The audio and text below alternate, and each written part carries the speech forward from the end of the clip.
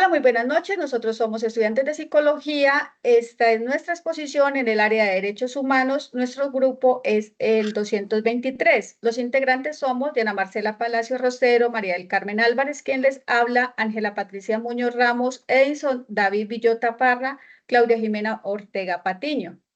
Mi nombre es Edison David Villota Parra. Bueno, para comenzar, voy a empezar definiendo lo que son los derechos humanos. Estos son una suma de prerrogativas que son inherentes a las personas por el hecho de ser un ser humano. Estas a lo largo de la historia han venido evolucionando y complementándose de acuerdo con el momento histórico, por lo que busca cumplir con las exigencias de libertad, dignidad e igualdad humanas. Protegen la vida, la libertad, la igualdad y seguridad de la persona en los diversos ámbitos en los que ésta interactúa, siendo, a ver, siendo atribuibles a todos los seres humanos sin distinción alguna de sexo, raza, origen, color, idioma, región, etc. Son derechos humanos los atributos que tiene una persona en las dimensiones de ser físico, psíquico y social. Es así como el Estado tiene la obligación de respetarlas, promoverlas y garantizarlas, ya que son libertades que el ser humano puede ejercer en el marco jurídico, representando así el núcleo de la justicia. Bueno, los supuestos ideológicos de los derechos humanos son los siguientes. Estos tienen una universalidad meramente abstracta, asumiendo que los derechos humanos son aplicables a todas las personas por igual sin distinción. La imparcialidad moral radica en que los derechos humanos, desde lo ético, no pueden ser cuestionables.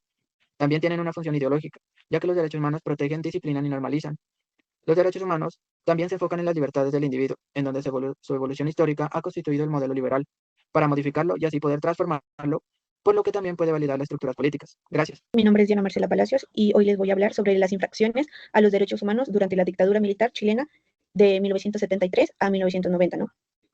Durante la dictadura de Augusto Pinochet, el Estado chileno implementó un sistema estructurado de represión política donde las violaciones a los derechos humanos se convirtieron en una política institucionalizada de control y castigo, pues según Lira, 1996, estas prácticas no solo buscaban eliminar la oposición política, sino también quebrantar la estructura emocional y social del pueblo chileno.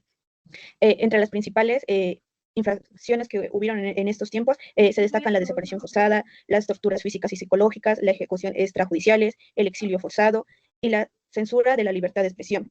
Estos actos fueron pues aislados, sino estos fueron planificados y ejecutados por organismos de seguridad del Estado. Eh, pues, según los informes de Rectin de 1991 y Valech 2004, documentaron como una magnitud del daño a más de 2.000 casos de ejecuciones y desapariciones y un alrededor de 30.000 víctimas de tortura. Estas violaciones dejaron una huella profunda en la memoria colectiva, afectando la salud mental de los sobrevivientes y el tejido social de todo un país. Mi nombre es Claudia Jimena Ortega. Estrategias de reparación social que se implementaron para atender a las víctimas y sobrevivientes de las violaciones de los derechos humanos cometidas durante la dictadura chilena. Reconocimiento público del daño. Se realizaron actos oficiales, declaraciones institucionales y homenajes que reconocieron el sufrimiento de las víctimas. Este reconocimiento simbólico ayudó a legitimizar el dolor y a restituir la dignidad de quienes fueron silenciados. Creación de las comisiones de verdad. La Comisión Nacional de Verdad y Reconciliación en 1990 documentó los casos de violaciones graves, permitiendo visibilizar la magnitud del daño. Se hicieron, los psicólogos acompañaron emocionalmente a las víctimas durante sus testimonios. Atención psicosocial especializada. Se establecieron programas de salud mental para sobrevivientes de tortura, prisión política y familiares desaparecidos. La intervención incluyeron terapia individual, grupal y comunitaria, con enfoque a la reconstrucción de la identidad y la resiliencia. Reparación económica y legal. Se otorgaron pensiones, indemnizaciones y beneficios sociales a víctimas reconocidas por el Estado. Aunque limitadas, estas medidas representaron un intento de compensación material por el daño sufrido. Educación y memoria histórica. Se promovieron iniciativas educativas, museos, archivos y publicaciones que preservan la memoria de las violaciones cometidas. Estas acciones buscan prevenir la repetición y fortalecer la conciencia ciudadana sobre los derechos humanos. Imaginarios colectivos de la civilidad chilena en torno a lo que implicaría la reparación social. ¿Qué son los imaginarios colectivos? Son representaciones compartidas por una sociedad sobre lo que es justo, legítimo y necesario. En Chile, estos imaginarios se constituyeron a partir del dolor, la resistencia y la búsqueda de justicia. Reparar es reconocer. La sociedad entendió que reparar implica nombrar el daño, escuchar a las víctimas y validar el sufrimiento. Reparar es recordar. La memoria histórica se convirtió en un deber cívico. Se rechazó el olvido como forma de impunidad. Reparar es transformar. Se asumió que la reparación no solo restaura, sino que reconfigura el tejido social y fortalece la democracia. Reparar es prevenir. La reparación fue vista como garantía de no repetición vinculada a la educación en derechos humanos. Reparar es responsabilidad del Estado y la sociedad. No solo las instituciones, sino también los medios, las escuelas y las comunidades deben participar. Muchas gracias. Bueno, a mí me corresponde el punto 6. Yo soy María del Carmen. El impacto de los medios de comunicación en los procesos de reparación social. Vemos que estos cumplen un papel esencial en la reparación simbólica y social. Difunden testimonios y verdad histórica, combatiendo el silencio y la negación. Eso está relacionado como los medios de comunicación en ese entonces y hoy día tienen un papel fundamental en esos procesos, dado que toda la información que puedan brindar está directamente relacionada con las víctimas, con las personas que sufrieron estas lesiones a sus derechos fundamentales, cómo estas personas se vieron afectadas en su dignidad humana. Y a través de los medios de comunicación podemos ver que se sensibiliza a la sociedad sobre las víctimas, promoviendo empatía y memoria colectiva. ¿Eso qué quiere decir? Que si una sociedad se le informa sobre estas víctimas, cómo fue su proceso, cómo fueron afectados, cómo sus familias se dañaron, sus proyectos de vida se frustraron, todas las formas tan crueles que que vivieron estas circunstancias. Al darse a conocer a través de los medios de comunicación, pues vemos que hay una sociedad que puede reaccionar con empatía, siendo solidaria, demostrando un apoyo psicológico, una solidaridad, y también en muchas ocasiones se persigue un apoyo económico, una reparación. Si bien es cierto, nada puede reivindicar estos derechos cuando han sido lesionados de esta forma como sucedió en esta parte pues, de la historia, esta afectación de la dignidad de estas personas, pero si hay un reconocimiento, si se lleva a que no se olvide y se le reconozca, no con el fin de revictimizar, sino con el fin de que haya solidaridad, como se dice, haya empatía, haya una forma de reconocer, que haya, se pueden aplicar los principios de restauración, se pueden aplicar de no repetición, pues vemos que esto va a tener una repercusión en la sociedad para que no se olvide, se reconozca y si es necesario se pueda reparar, si hay la posibilidad se pueda reparar. Esto en conjunto pues con el gobierno, con todas las entidades que puedan intervenir para que las víctimas sean de algún modo retribuidas, reparadas. Vemos que los medios de comunicación en estos procesos también pueden jugar un papel de pronto desfavorable, siendo que la reconstrucción del sentido de comunidad cuando se enfoca en el reconocimiento y no en el morbo. ¿Qué quiere decir esto? Que hay una tarea que hacer y es reconocer quiénes son víctimas, reconocer la lesión de sus derechos, cómo se ha denigrado de su condición, cómo se ha lesionado su forma de vida, cómo se ha de algún modo generado un trauma. Pero hacerlo desde un reconocimiento y como lo nombramos, desde una solidaridad, desde una empatía y no desde un morbo, lo que llamamos hoy día el amarillismo, porque los medios de comunicación, si bien es cierto, pueden apoyar este tipo de solidaridad, también pueden generar con el fin de atraer más audiencia, morbo y mostrar esta situación donde revictimiza a las personas que fueron afectadas por esta situación. Entonces, vemos la importancia de cómo los medios de comunicación juegan un papel importante importante favoreciendo las personas o desfavoreciéndolas en el evento de que ya se convierta en algo solamente para atraer audiencia, tener ser más visibles. Entonces ya aquí estaría pasando a ser afectar en vez de todo lo contrario a lo que se pretendía, que era la solidaridad, la empatía, la reparación, la restauración. Básicamente es el impacto de los medios de comunicación en la reparación de los procesos, en la reparación social. Bueno, en este momento vamos a hablar del papel de los terapeutas o de los psicólogos que enfrentaron estos procesos de reparación social en Chile.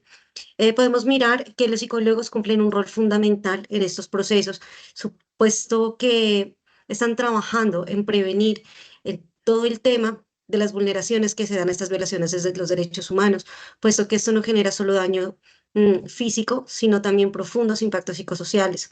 Subrayamos que los profesionales en estos episodios no solo se limitan a un tratamiento clínico individual, sino que también implica atender las secuelas colectivas, cómo ese trauma, cómo esa fragmentación de las familias, cómo esa desconfianza social ha dado una pérdida de sentido de comunidad.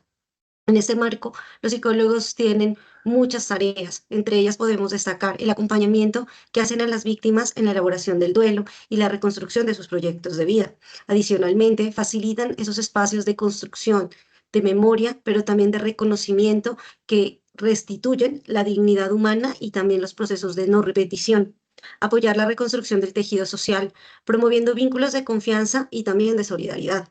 Proteger También no solo a las personas que están acompañando, sino también ese sentido de autoprotección, porque el desgaste emocional, ese trauma que conllevan estas vulneraciones fueron muy grandes. Se debe pensar en el autocuidado, en el trabajo en equipo, en las descargas emocionales. En síntesis, podríamos decir que el papel del psicólogo en la reparación es ético, es clínico y también es comunitario, porque busca sanar heridas emocionales, pero también heridas sociales que dejan estos eventos tan fuertes y tan traumáticos. Al mismo tiempo, también contribuye a la construcción de una sociedad más justa que vele por las garantías de no repetición. También podemos ver que dentro de Colombia se han gestado procesos no similares porque el contexto social político es una coyuntura diferente. Pero también se debe entender que en estos procesos Colombia también tiene unos equipos de salud mental muy fuertes que también sirvieron para implementar y también dar acompañamiento en lo que fue la dictadura chilena. Podemos decir que la experiencia chilena nos ofrece aprendizajes muy valiosos, en especial porque nos hace entender cómo esa línea de tiempo y cómo también se han aplicado desde el gobierno mecanismos como, por ejemplo, el mecanismo de justicia transicional, que tras décadas de nuestro contexto, que llevamos desde los años 60, que es un conflicto interno cada vez más agudo, un conflicto armado, en Chile también se construyeron programas de restitución, programas de reparación que lograron ayudar a que hayan avances, pero que también enfrentaron muchas limitaciones. Dentro de esas limitaciones encontramos el reconocimiento simbólico, que es insuficiente. No siempre hubo un reconocimiento público claro del daño, lo cual limitó la reparación social, porque no hubo un censo el cual respondiera de manera clara o certera al número de víctimas que esto ocasionó. Hubo un enfoque parcial en lo económico, la indemnización material, aunque es muy importante, no bastó para abordar otras esferas que lo son el tema psicológico y el tema de reconstrucción de un tejido social.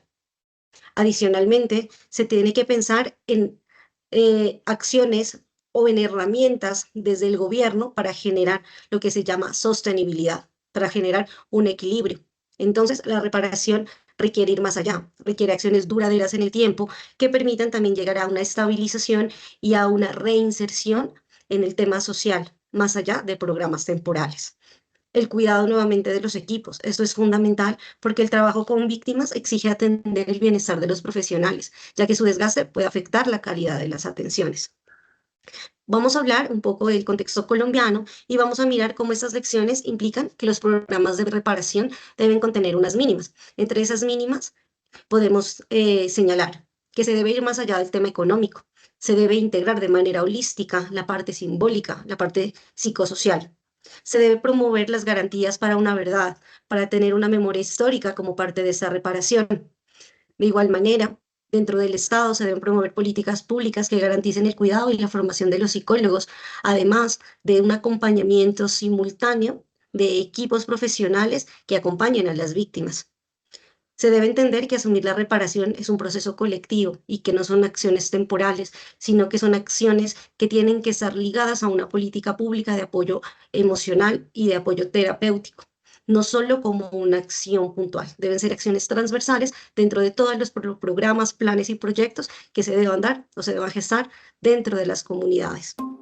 El 4 de septiembre de 1970, Salvador Allende fue elegido como presidente de Chile mediante una elección democrática que llevó a un marxista a la oficina presidencial en el contexto de la Guerra Fría y los esfuerzos de Estados Unidos por inhibir el avance del comunismo y otras corrientes políticas como el socialismo en el mundo. Junto con la Unidad Popular, que era una coalición de partidos de centro e izquierda, Allende intentó crear el primer gobierno socialista elegido democráticamente en América Latina. Sin embargo, al mismo tiempo dividió a la sociedad chilena y la oposición al presidente se fortaleció, lo que ocasionó una parálisis en la economía y múltiples protestas y huelgas en todo el territorio. Además, hubo una dura intervención de Estados Unidos en la política chilena de esos años, como lo constatan archivos desclasificados en los que se reconoce las instrucciones del presidente de Estados Unidos, Richard Nixon, de bloquear al gobierno de Allende. La intervención de Estados Unidos en Chile operó en 4 campos: con el financiamiento de la oposición política, con operaciones criminales promovidas desde la CIA, con el establecimiento de un cerco a la economía del país y con la promoción de la deliberación golpista en las Fuerzas Armadas. Estas acciones están establecidas en reportes desclasificados del Congreso de Estados Unidos que detallan las operaciones encubiertas de la CIA y que devinieron en 2 sucesos. Primero, el intento de secuestro del comandante en jefe de las Fuerzas Armadas de Chile, René Schneider, y segundo, las técnicas económicas, propagandísticas y militares que usó la CIA en Chile para que se concretara el golpe de Estado. El 11 de septiembre de 1973, las Fuerzas Armadas de Chile, dirigidas por el general Augusto Pinochet, comandante en jefe del ejército, atacaron el Palacio de la Moneda y lograron la destitución del presidente Salvador Allende, quien se suicidó ese mismo día.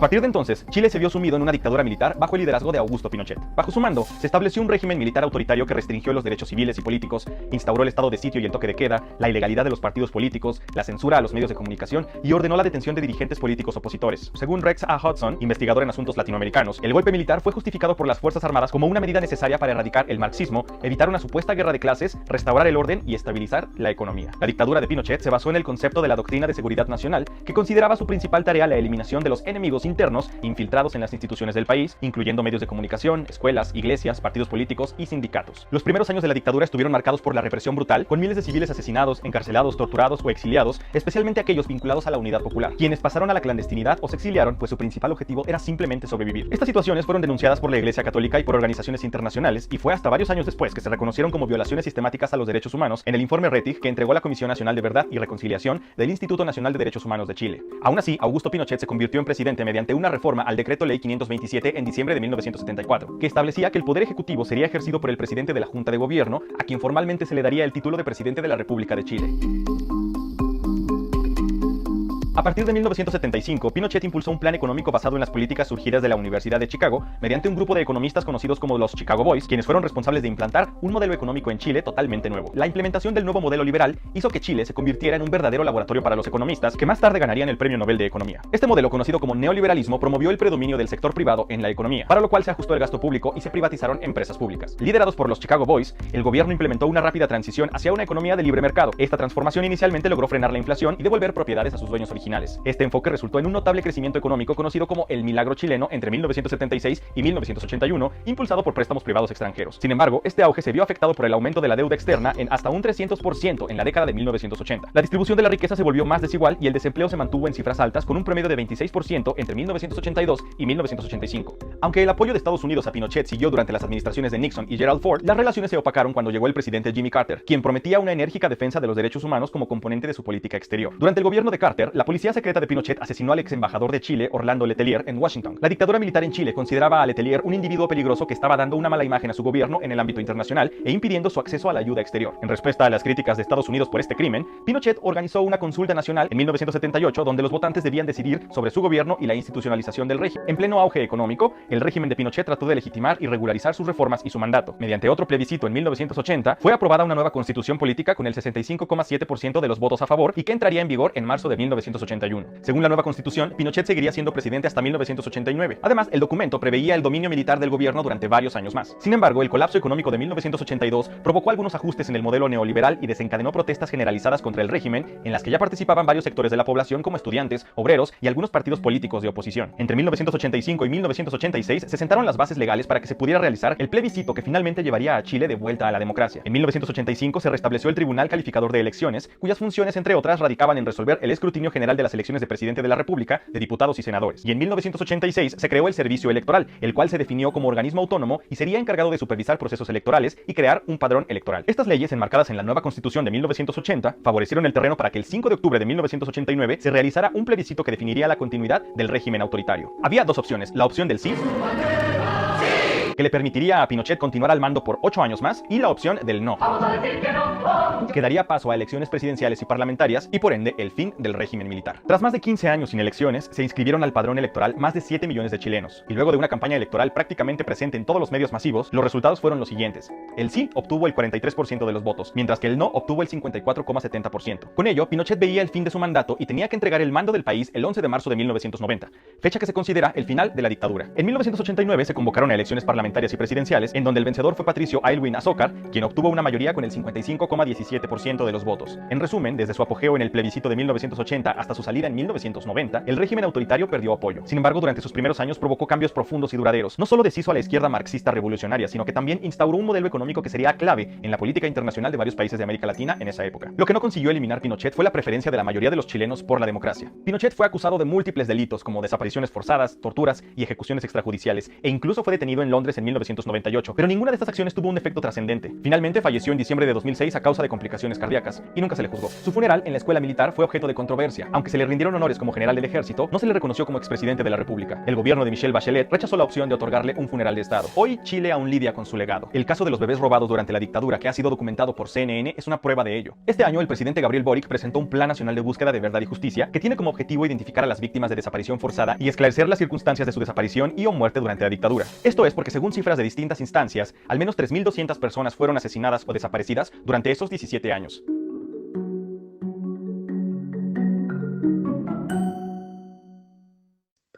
Podemos concluir que la experiencia chilena muestra que la reparación no solo es una política de Estado, sino un compromiso social que va más allá y que empieza a rayar y nos hace ver lo ético como algo transversal.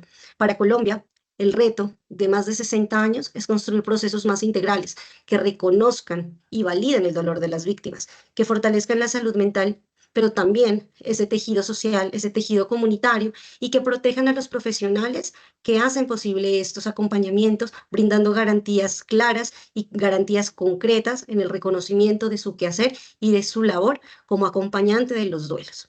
¿Qué lecciones nos deja el trabajo de esta fase a los psicólogos en formación frente al rol del psicólogo o terapeuta en la atención a víctimas y sobrevivientes de vulneraciones a los derechos humanos?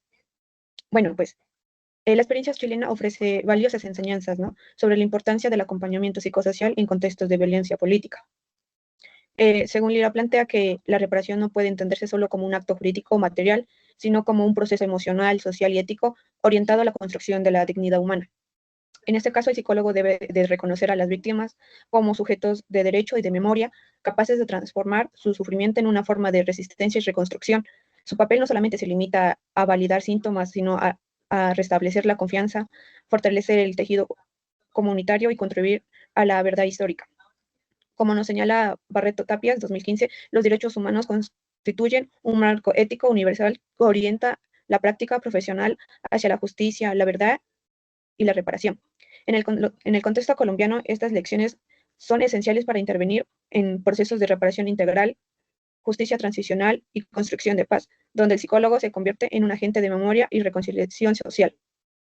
Bueno, para mí como estudiante de psicología, todo lo que acabamos de escuchar con mis compañeros y con lo que yo consulté, en esos momentos, o sea, como psicólogos, la verdad sufrían como un impacto verdaderamente humano, o sea, que si eran o no estudiantes de psicología, pues era demasiado difícil porque eran demasiadas víctimas y para cualquiera no era fácil. O sea que para mí el papel de psicólogo fue un gran papel y en verdad me enorgullece seguir esa historia como psicóloga porque la verdad creo que estas cosas, o sea, nos enseñan la verdad, el por qué el psicólogo es tan importante a nuestra salud mental, porque creo que las víctimas, o sea, no se iban a mejorar de la noche a la mañana. Creo que fueron momentos demasiado difíciles, o sea, tanto como para las víctimas como para sus familiares, pasar por esas etapas, o sea, tanto personas, o sea, miles de personas que desaparecieron, que quisieron hablar y la silenciaron. Entonces creo que estos textos, la verdad, nos ayudaron, o sea, a mí personalmente me ayudaron a entender la importancia de la psicología en estas vulneraciones de los derechos humanos. Esa ha sido nuestra intervención, nuestra exposición. Gracias.